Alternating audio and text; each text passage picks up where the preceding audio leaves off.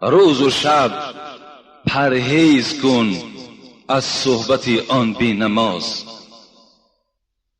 زن مخواه از بی نمازان، نیز وی را زن مده. زن مخواه از بی نمازان، نیز وی را زن مده. تا نگردی دوزخی از شومی آن بی نماز.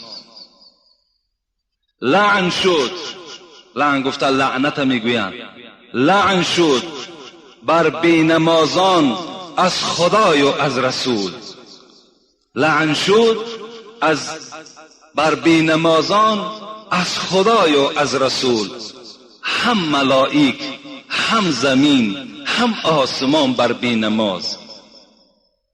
بی نماز خسته باشد تو برو پرسش مکن.